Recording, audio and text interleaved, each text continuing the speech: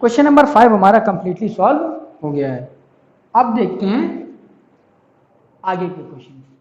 ठीक है, तो क्वेश्चन नंबर 6 क्या कर रहा है?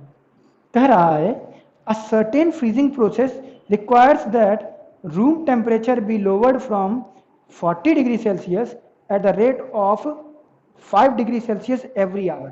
तो कह रहा है कि एक रूम का टेम्परेचर जो कि 40 डिग्री है उसको गिराया जाए, डाउन किया जाए, और हर घंटे 5 डिग्री सेल्सियस डाउन किया जाए। ठीक है, तो what will be the room temperature 10 hours after the process begins. तो अगर इस तरह से किया जाएगा तो 10 घंटे बाद टेम्परेचर कितना होगा? ठीक है,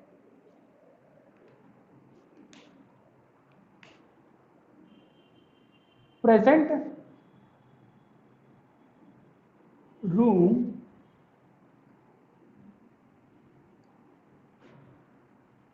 टेम्परेचर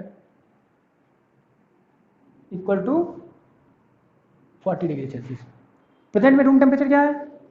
40 डिग्री सेल्सियस है। पर आवर डिक्रीमेंट, हर घंटे की डिक्रीमेंट क्या है? 5 डिग्री सेल्सियस। डिक्रीमेंट मतलब हर घंटे घटाया जा रहा है, तो जो घटाया जा रहा है तो माइनस का 5 नहीं लेंगे, है ना।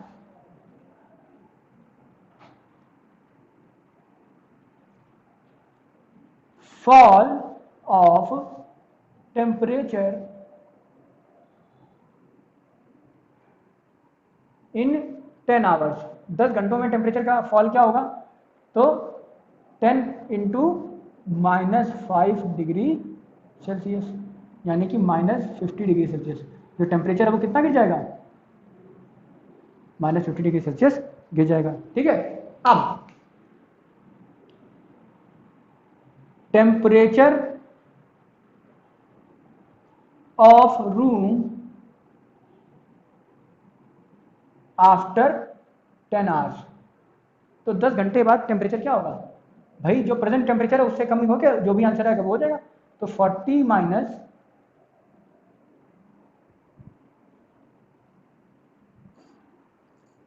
50 डिग्री सेल्सियस, भाई 10 घंटे में 50 डिग्री गिरा, तो 40 माइनस 50 डिग्री सेल्सियस, यानी कि जो हमारा आंसर आएगा वो हो जाएगा आपका -10 डिग्री सेल्सियस। तो 10 घंटे बाद टेम्परेचर -10 डिग्री सेल्सियस हो जाएगा। ठीक है बेटा, उम्मीद करते हैं ये बात आपको समझ में आ गई होगी। अब क्वेश्चन नंबर 7 देखते हैं। ठीक है, तो क्वेश्चन नंबर 7 क्या कह रहा है? क्वेश्चन नंबर 7 कह रहा है in a class test containing 10 question 5 marks are awarded for every correct answer. एक क्लास टेस्ट हो रहा है जिसमें 10 क्वेश्चन हैं और हर सही आंसर के लिए 5 मार्क्स अवार्ड किए जा रहे हैं। ठीक है, and -2 marks are awarded for every incorrect answer, और हर गलत आंसर के लिए -2 मार्क्स अवार्ड किए जा रहे हैं। ठीक है, आगे कह रहा है word will be sorry and 0 for questions not attempted, और जो क्वेश्चन अटेम्प्ट नहीं किया गया उसके लिए 0 मार्क्स दिए जा रहे हैं। ठीक है, समझ लेते हैं। Correct answer 5 marks, wrong answer -2 marks, not answered 0 marks. ये स्कीम है। ठीक है, टोटल क्वेश्चंस 10 हैं। ठीक है, 10 क्वेश्चंस हैं, हर सही आंसर में 5 मार्क्स मिल रहे हैं, हर गलत आंसर में -2 हो रहे हैं, और जब क्वेश्चन अटेम्प्ट नहीं किया है तो 0 मार्क्स हैं उस क्वेश्चन पे। ठीक है, अच्छा देखते हैं। अब कह रहा है Mohan gets 4 correct and 6 incorrect answers, what is his score. तो सबसे पहली पार्ट में पूछा गया है मोहन स्कोर, पहला है मोहन स्कोर। ठीक है, स्कोर फॉर 4 करेक्ट आंसर्स। 4 सही आंसर्स पे स्कोर क्या होगा, equal two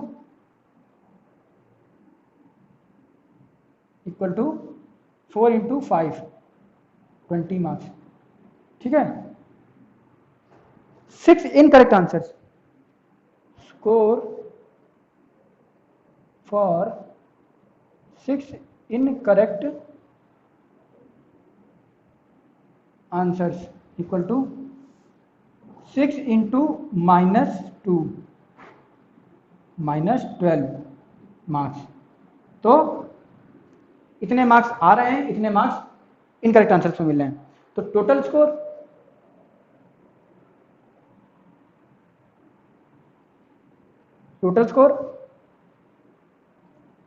equal to 20 plus -12, 20 minus 12 is equal to 8 marks. ठीक है, मोहन का स्कोर हुआ 8 मार्क्स। इसी क्वेश्चन का क्वेश्चन नंबर 7 का सेकंड पार्ट देखते हैं। ठीक है, सेकंड पार्ट क्या कह रहा है, Reshma gets 5 correct answers and 5 incorrect answers, what is her score. अच्छा, तो अब देखते हैं हम लोग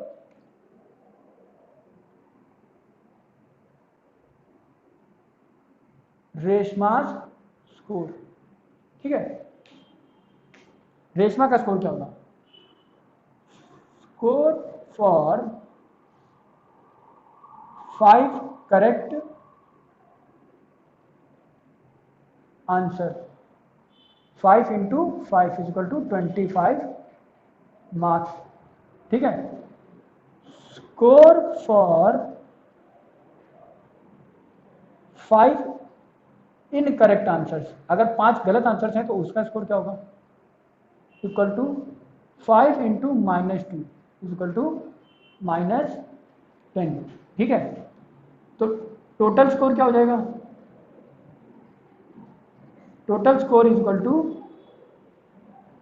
25 प्लस -10, 25 माइनस 10, 15 मार्क्स। ठीक है, तो रेशमा का स्कोर हो गया 15 मार्क्स। अच्छा, Hina gets 2 correct and 5 incorrect answers out of 7 questions she attempted, what is her score. अच्छा, थर्ड क्वेश्चन, क्वेश्चन नंबर 7 का थर्ड पार्ट देखिए। ठीक है, थर्ड पार्ट क्या कह रहा है, हिनास स्कोर।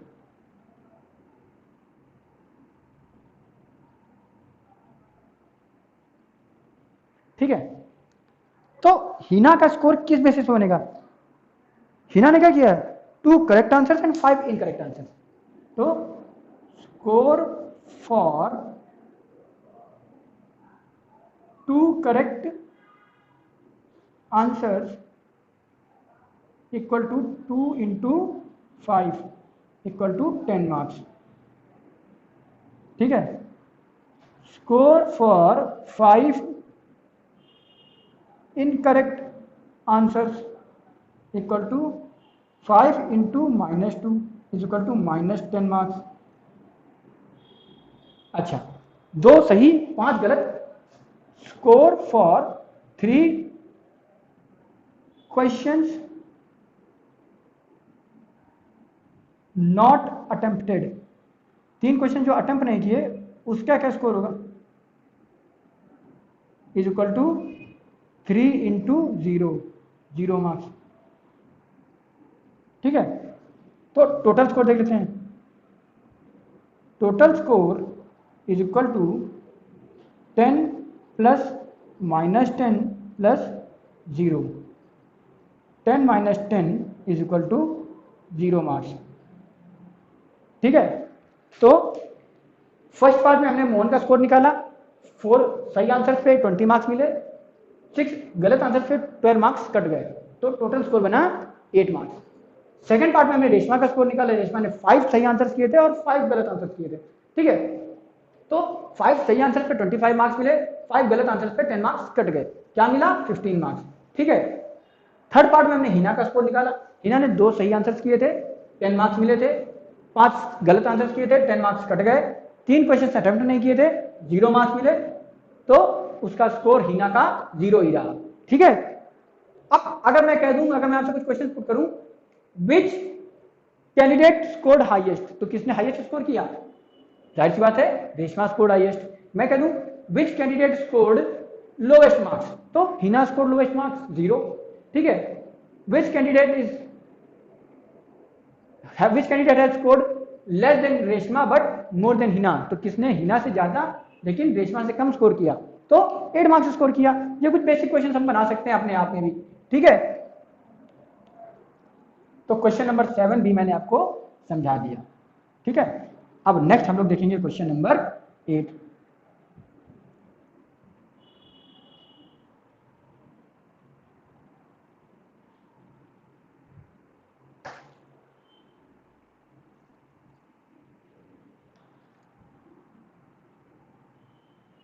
क्वेश्चन नंबर 8 क्या कह रहा है? A cement company earns profit of ₹8 per bag of white cement sold and loss of ₹5 per bag every grey cement. अच्छा, तो एक कंपनी है जिसका प्रॉफिट है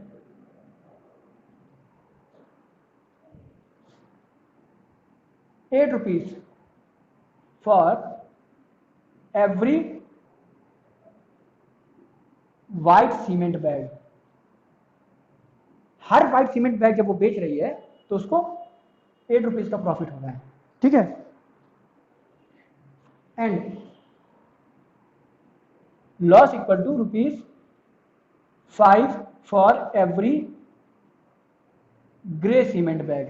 और हर एक ग्रे सीमेंट का बैग जब वो बेच रही है तो आपके ₹5 का लॉस हो रहा है। ठीक है, अब देखते हैं, the company sells 3000 bags of white cement and 5000 bags of grey cement in a month, what is profit of और लॉस। अच्छा ठीक है, तो कंपनी ने क्या किया, ए पार्ट में कंपनी ने क्या किया, 3000 व्हाइट सीमेंट के बैग्स बेचे और 5000 ग्रे सीमेंट बैग्स बेचे। ठीक है, देख लेते हैं, number of white cement bags sold is equal to 3000। ठीक है, profit on selling this bag, इन बैग्स को बेचने में जो प्रॉफिट हुआ वो कितना होगा, इक्वल टू 3000 इंटू 8, ₹24,000। ठीक है, ये प्रॉफिट है। अच्छा, number of grey cement bags sold equal to 5000। तो ग्रे सीमेंट कितने बैग्स बेचे गए, 5000। ठीक है, loss on selling bags equal to 5000 into 5 is equal to ₹25,000। अच्छा, प्रॉफिट हो रहा है ₹24,000 का, लॉस हो रहा है ₹25,000 का। ठीक है, तो क्या हुआ, लॉस हुआ, the company faced loss by the end of month, तो मंथ के आखिरी में कंपनी को क्या मिला, लॉस मिला। ठीक है, तो लॉस इक्वल टू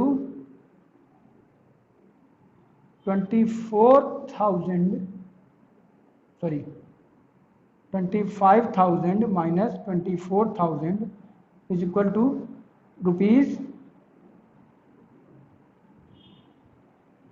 1000, तो कंपनी को 1000 रुपए का लॉस हुआ मंथ के आखिर तक। ठीक है, अब क्वेश्चन का बी पार्ट क्या कह रहा है देख लेते हैं। What is the number of white cement bag it must sell to have neither profit nor loss if the number of grey bag sold is 6400। अगर कंपनी एक महीने में, अगर वही कंपनी एक महीने में 6400 बैग्स बेच रही है, ग्रे बैग्स, ठीक है, तो उसे उस लॉस से कोप अप करने के लिए कितने व्हाइट सीमेंट बैग्स बेचने पड़ेंगे। तो क्वेश्चन का बी पार्ट हम लोग देखते हैं। ठीक है, क्वेश्चन का बी पार्ट देखते हैं। ठीक है, बी पार्ट कह रहा है अगर कंपनी ने 6400 ग्रे सीमेंट बैग बेचे, ठीक है, तो उसे कितने व्हाइट सीमेंट बैग बेचने पड़ेंगे जिसमें नो प्रॉफिट नो लॉस की कंडीशन आ रही हो। ठीक है, तो देखते हैं number of grey cement bags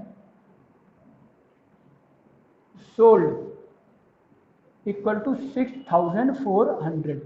ठीक है, कितने ग्रे सीमेंट बैग बेचे? 6400। ठीक है, if company faces loss of ₹5, then total loss equal to, अगर कंपनी हर बैग पे 5 रुपए का लॉस फेस कर रही है तो टोटल लॉस कितना होगा? 6400 इंटू 5। ठीक है, तो कितना हो जाएगा? 32,000 रुपीज का। ठीक है, इतना लॉस हो जाएगा, कंपनी इतने लॉस में चली जाएगी। अब इस लॉस को कैसे पूरा करना है? इस लॉस को पूरा करना है व्हाइट सीमेंट बैग्स को बेचकर। ठीक है, profit on 1 white cement bag is equal to ₹8। एक सीमेंट के बैग में 8 रुपए का प्रॉफिट है। ठीक है, तो number of white cement bags to be sold equivalent to ₹32,000 equal to. तो अगर कंपनी को एक व्हाइट सीमेंट बैग में 8 रुपए का फायदा हो रहा है तो उसे कितने बैग बेचने पड़ेंगे कि 32,000 रुपए का घाटा जो है वो पूरा हो जाए। तो उसके लिए हम क्या करेंगे? 32,000 डिवाइडेड बाई 8, आंसर आपका आ जाएगा 4,000 बैग्स। ठीक है, तो कंपनी को 4,000 बैग्स बेचने पड़ेंगे व्हाइट सीमेंट के अगर उसे ग्रे सीमेंट में हुए लॉस को कोप करना है, पूरा करना है। ठीक है, I hope this question is all clear in your minds. If any doubt तो then please do mention it in the comment section.